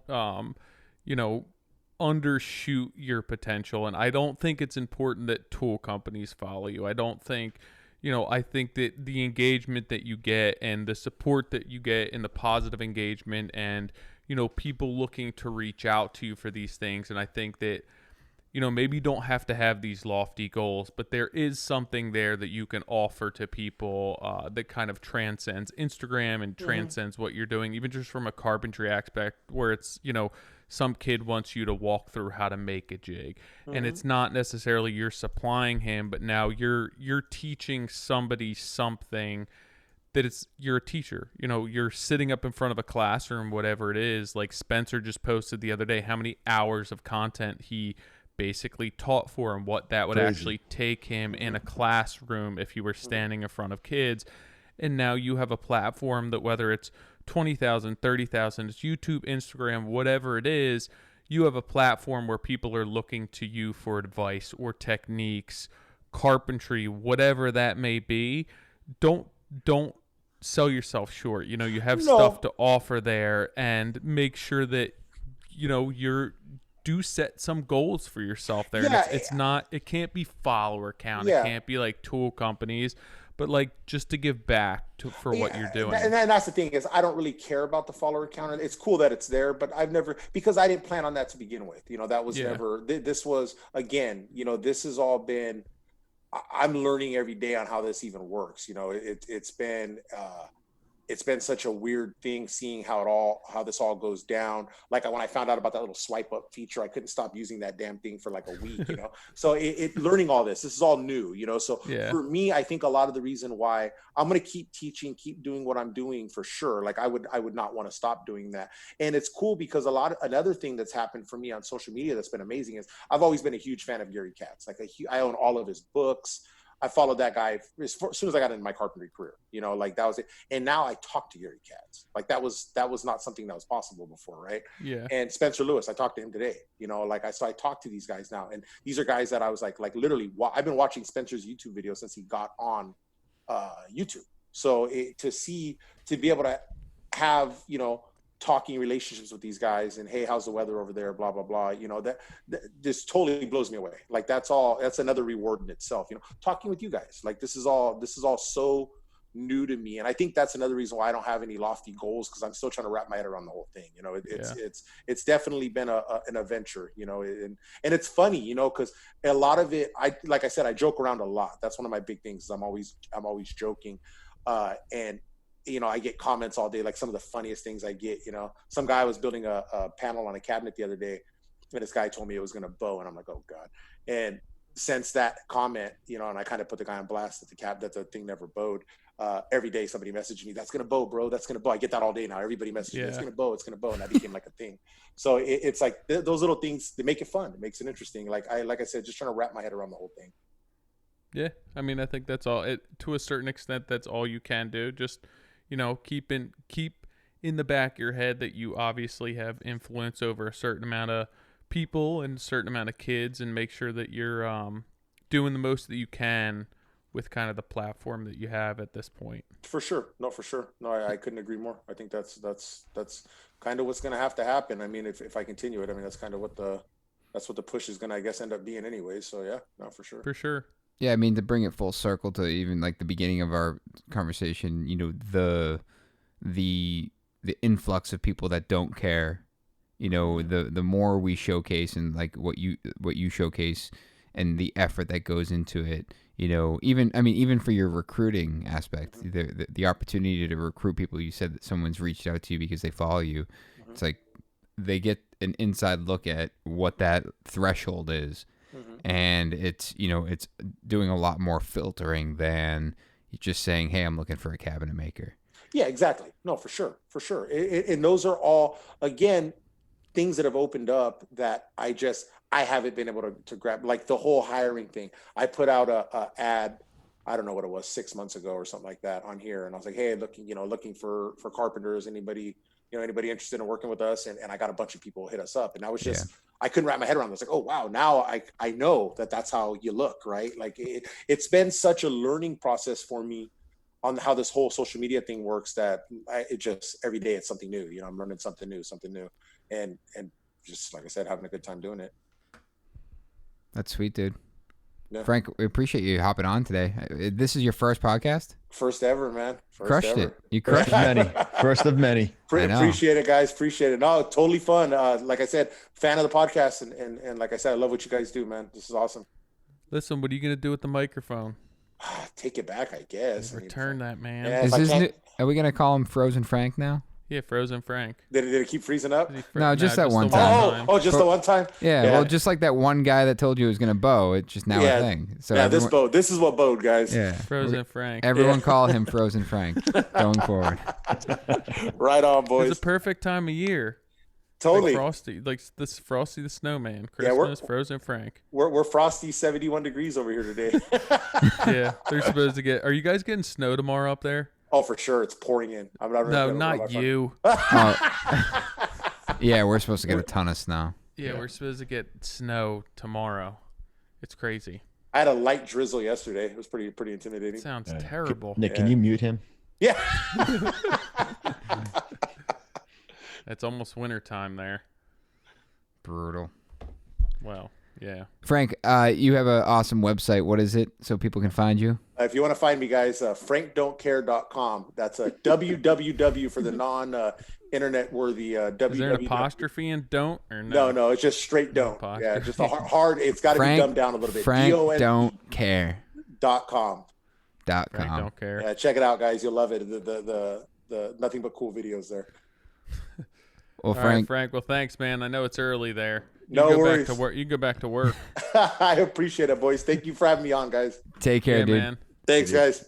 Guys, we hit over 800 reviews on iTunes. 806. 806. John was it. That's all he wanted for Christmas. I know. God, I love that Frank is keeping it fun. It's like, God, if it doesn't stay fun, he's not going to do it anymore. That was awesome. Like I hope he sticks with it. Yeah, but I mean, people go, why do we talk about ourselves on this podcast when we have a guest?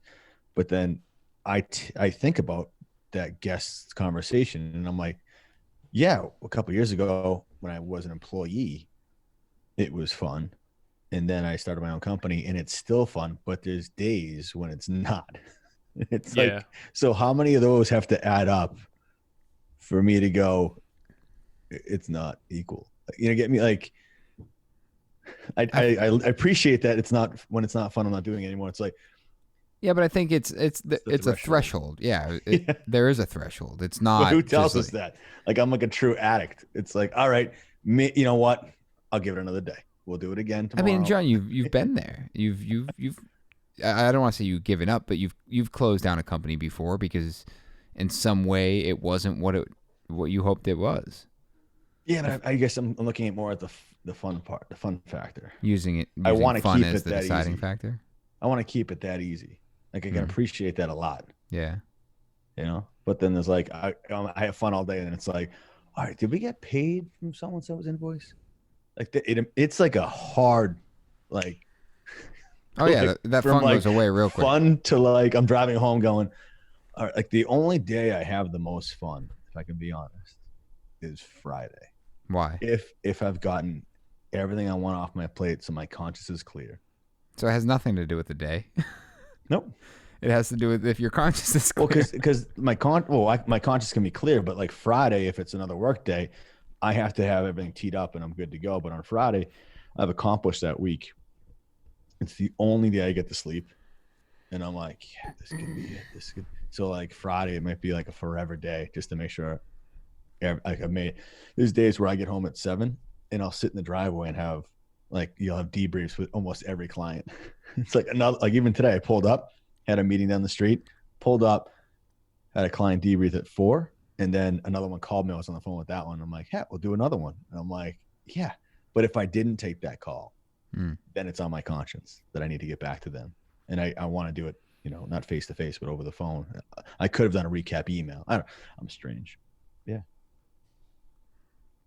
So that's the only day you have fun? I mean, I have fun. Like, the boys picked up a job site trailer. It just there's a bigger burden that, what do I want to say? That kind of overshadows the fun part of it.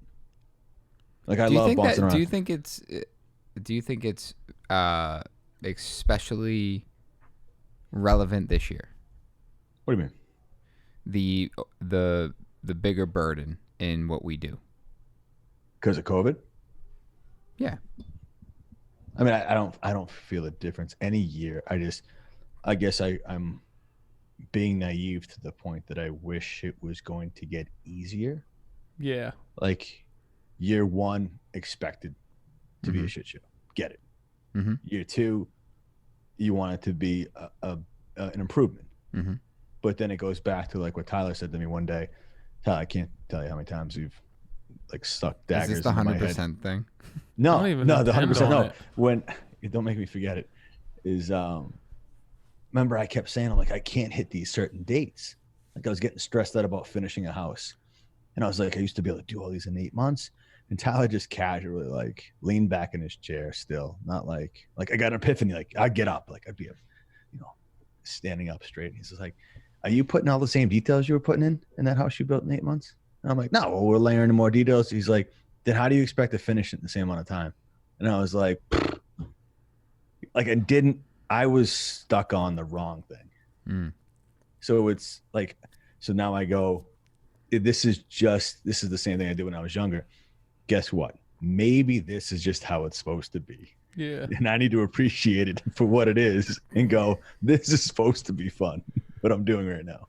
I think that's the hardest part about it is when it's not fun, there's not really an end in sight. Yeah. It's like there's always this insurmountable mountain in front of you of responsibilities and customers and financial pressures and upcoming jobs and existing issues. And, there's financial benefits that offset that where, hey, you're going to make a certain amount of money or you can make money doing this, but it's not necessarily about the money. So then when it's not about the money and it's about the joy or it's about the accomplishment and you still have this massive mountain in front of you that seems immovable and then you're not having fun doing it anymore, it's like, well, what the hell am I doing this all for? Like, like it's not for the money. We're not getting rich doing it. There's a lot of pressure involved. There's a lot of headaches. There's a lot of mistakes. There's a lot of logistics, communication, putting out fires. I know you don't like to say it, but like there's a lot involved with this where like you have to enjoy it. You have to love it. And when you don't, it makes it really, really difficult because it's like, why? I'm not getting a ton of amount of time to spend with my family. So there's not a trade-off there. I'm not getting rich doing this. Who knows if we'll be able to retire just doing it the way that I'm doing it now. I think that's the hardest part where you start to lose that fun where you have a couple of bad jobs or a couple of bad customers or years in a row. And you start to be like, well, what the hell am I doing this for? I think it's like you look back when you're a carpenter, a lot of what we do, we can manipulate and change and correct. Like if something is done wrong, let's say it's something leaks, you can diagnose that leak and fix it and then drive away going, I fixed this. Mm-hmm. But now with the business, it's like, even if I identify something tomorrow, there's no way that's solved. Nope. On Friday. Like that's a 6 month to a year thing that has to get filtered out. Yeah. And that's, I think the real bummer of it is where I wish I was younger and naive still, where it's like dumb. Yeah. Totally optimistic and be like, this is just awesome. This will be done. Everyone will pay. Everyone will do this. It'll be beautiful. The pictures will be awesome. And now the reality is the bigger products we have, we don't get images of them. It takes a year to build or longer, maybe 2 years. And then by the time you get the images, you're 2.5 years into that project before they even hit the market that are finished. Right. I love posting stuff. You got to start building to the future so that your images are relevant by the time they come to fruition. I'm watching everyone else. Everyone else is putting up renderings and giving people the appeal of it. And it's tougher because I've been just real with it and been like, you know what? Some of the products we have right now won't hit the market, won't hit our marketing, what's going to come in next for another 2 years. Like that's why the one in Carlisle, I made this 7 foot sign that has the rendering of the front of it. And it's like, designed by Island, created by Vintage. And I put it right at the entrance because otherwise that job is a mile in the forest. Mm-hmm. That people drive by and go, what's taking so long? Because they can't see anything in the woods. And I'm just like, how do I get that marketing going where we can get another project out of that? The Nick in me is buzzing around trying to figure that out. And at the same time, you can only do, like have you guys tried to figure out how many meetings you can have like how many meetings, how many text messages, and how many phone calls can I make in one day? It's like the reality of it's like 4 meetings, 2 job sites in like 45 text messages. It's like, all right, you're going to like, I would just try to. The fact that you like even considered figuring that out boggles my mind. Well, you don't think it's like I'm trying to squeeze too much in, you know? It's just like the reality is you get up earlier to get the 15 other emails out that you just know you can't get today. Like it's just with like you've looked at your calendar one day and go, it's slammed. And how am I gonna? It's like I mess around. Like even today, I was driving, and I was like, I wanted to go to the bank to get checks for the Modern Craftsman. You know, I was like, I stopped somewhere else to get something printed, and I was going to an appointment at 2:30, and I'm like, I got 15 minutes. Can I use that 15 minutes to go to the bank, speak to the woman, have them print out the checks that we need, and then make it to that meeting on time? He's like, correction, now I have 13 minutes. No, but it's on my ways, and I'm like, Johnny, and this is what I do all the time. Just be honest with yourself. You just get to the meeting early. It's okay. Yeah. Like and I pulled in, and I was just like, but that's my day in a nutshell. So I really try and be honest with myself. I don't know. My wife's got me hung up on needing a therapist. So you guys, we need a vote on the Modern Craftsman Instagram. If we think Johnny needs a therapist, shoot us a DM. Yeah. Well, if we go by the, I mistakenly read one of the survey responses. Why did you mistakenly? Because it says, I like you all, but Jade sounds like a huge a-hole. This is why you didn't talk today. This is why John's quiet. You guys can't leave. You know what? Pick on me. Pick on me. Leave John alone, because when you guys pick on John, John doesn't talk. But I didn't have anything to add to that. You were just listening? Yeah, I mean, I like to try and figure people out. Yeah. And then I got hung up on the spectrum of projects I believe it's doable at a certain part of your career. Yeah. And then when you're doing a $15 million house and you're probably marketing towards architects at that level, right? The architects don't look at your website, and if you have, unless it's like a special project that you're doing affordable housing for, like it's a pet project, I don't think that they put you on the bid list. Yeah. And I mean, I would love to know more. Like, yeah, I think it doesn't sound like Frank was privy of that information. True, but that's where my mind goes. Sure. You might need a therapist. Yeah. I don't know. They don't really work. I don't like therapists. Yeah, I mean, I don't dislike them. Like I have to go speak to one to get my medication prescribed to me, which I guess is either a psychologist or a psychiatrist, whichever one can prescribe. When you say that, I think of the dude from like medication. When the guy from One Flew Over the Cuckoo's Nest. No, The Departed. Oh. Leonardo DiCaprio. Yeah. He's like, why am I here? Like, oh yeah. He flips out. I mean, I tried multiple times throughout my life, from like even when I was a little kid until 2 years ago, where I would go and I feel like I don't really tell them what they want to. I tell them what they want to hear. I have this hang up that I'm paying them for it. Why can't I just have a friend that's listening to me talk like this? And you're just supposed to continue to sit there and talk to them, and they don't really even give you that much insight back. And I'm like, yeah, I don't need to sit here and talk for 45. Dude, like, I don't have that much to say. I had this conversation with someone the other day. I'm like, aren't they in the business to keep you here longer?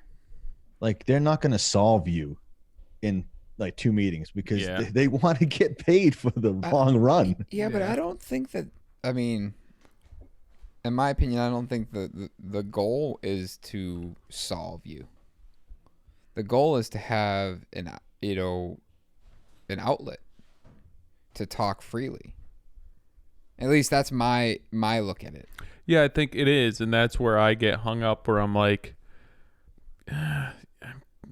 there's a copay involved here. You're getting money for my insurance. I'm pretty sure that I could befriend somebody who would just sit here and listen to me. So I mean, that's what I could set up a teddy bear in the corner and have the same I can't. I have trouble seeing past that. I think and then a lot of times, like if somebody patronizes me, I'm like, yeah, I don't really want you to patronize me right now. You know, that's not what I want to hear. I want you to be like, no, you're being an idiot. You have to tell me like it's okay that I feel that way. Like, all right. I don't know. Not that I'm not discounting what they do, or that like I know that they're super valuable for a lot of people. It's never really been my thing, and I've tried it multiple times throughout my life. Once, I think. I think I would consider like a marriage counselor, because I feel like at that point it's two people and there's a neutral party, right? And I think that person could help with a conversation between the two, where like there's another set of eyes and ears there. But just for myself, I'm like, I could sit here and tell this person whatever the hell I want. They're not really gonna like know what I'm saying. That's probably my own issue. I don't know. I told my wife I'm gonna talk to some of my mentors, try and make a point of talking to someone each week. Yeah, you do. Tuesdays. I know, but that's us. And then I feel like we don't talk anymore, like for real. Like we talk like it's for the listeners and try and cater to that. And then it's not like it's projected. It ain't the same as it was 3 years ago. I was just getting real, man. But I'm just with guests. Oh, yeah. Like if we call somebody out, it's because they're an asshole. We're an asshole for doing it. It's like, well, I don't want to sit here for 3 hours when I could be with my kids. Yeah. Watching Home Alone for the 400th time. We've been on a Grinch kick. Grinch? Oh, Reed's afraid of the Grinch. Jim Carrey Grinch. Yeah, he's afraid of that one. Really? Yeah, the cartoon, he's fine. There's also the newer one too. Yeah. Did you see that? What's the Claus one with my boys like that one. My boys. My oldest sits there because I make him. Otherwise, he'd be on a device or on a headset, sneaking his phone into his room now at night. Damn, he's got a girlfriend. If that's the case, dude, leave the phone. But if you're sitting there just chatting with the guys, texting back and forth and stuff, dog comes, guys, Monday. Really? Dog? Mm-hmm. That's Congrats. Exciting, dude. Right in time for Christmas. I think Did you get the fence done yet? You got to get a zoning permit for that, man. I had the civil guy come out and pin the exterior. My yard's an acre, dude. Like me putting that fence up, I'm like, now that it's frozen, I'm like, before that I was like, I'm gonna grab an auger and I'm gonna pull an R&R. Yeah. Just set up a string and just hammer out all those holes. Yeah, until you hit a rock. Yeah, I was gonna text you, Nick. I'm like, I need a cedar stockade fence. Can your dad hook me up? I was like, I'll come pick it up. I'm gonna start setting posts this weekend. Did you already get him? Get it? He probably has the stuff in stock. No, I haven't even looked to see if they staked it. I called them last week because we're on the main road and it's a 12-week-old puppy. Came home today to crates and beds. Oh boy. Yeah, it's he wants to call her Brownie since he's a brown dog. How the hell do you think of that? It's all like food based. The other dog you want to get was called Meatball. That's awesome. What's your hang up, dude? Brownie. All right, let's wrap this up. I thought we did wrap this up. No, we're still rolling, guys. I know. Well, we got 2 reviews. Love the show, been a listener since you started the show. Johnny, Tyler, and Nick do a great job. Really like the interviews and enjoyed the new Help Another Listener format. Perhaps being an 800 review will get some swag. Keep up the awesome content. Craig Carter, he wants some swag. I don't know if he was the 800th review. Well, actually, he probably was. I think he was at the time. How can I fight that? All right, so Craig, shoot us a DM on Instagram, and we'll get you something. Yeah. And then we have love this podcast and the transparency of it. We'd all love to be perfect, but ultimately we don't always execute to that level, and there are times where we fall short. But it says a lot about your company and how you handle that. Really appreciate you guys talking through what it looks like to own your mistakes and do what it takes to make it right. And as a young builder, I love your podcast and I continue to learn a ton from it. Thank you. From Colton. What's Colton's last name? Does it say? It does not. I don't think it's the one from The Bachelor, though, if that's what you were thinking. I was The not fact that you thinking know that, I didn't know I'm that sad. there was I'm a sad Colton on The that- Bachelor. All right, okay, all right. Bachelor. On that note, Doug can edit that out. no, he'll leave it. This podcast, not The Bachelor, was brought to you by Duration Moulding and Millwork. Does Boral True Exterior trim boards come wider than 11 1/4 inches? No. Do Duration trim boards come wider than 11 1/4 inches? Yes. Just specify what you need. 2 pieces, 7/8 thick, 16.5 inches wide, and 12 feet long? Yeah, we've got that.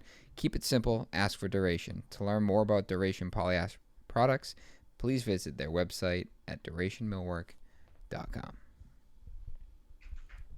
Who's next week? Dang, I almost forgot. Ellie the Apprentice is next week. Oh, really? Oh, really? That's a legit pod. That's a legit pod. Is there an echo? Is there an echo? What? Oh my god! Oh If my you were my God. kid, I would slap you right now. If you were in Do it. slapping distance. Do it. All right, guys. We'll see you next week. Adios.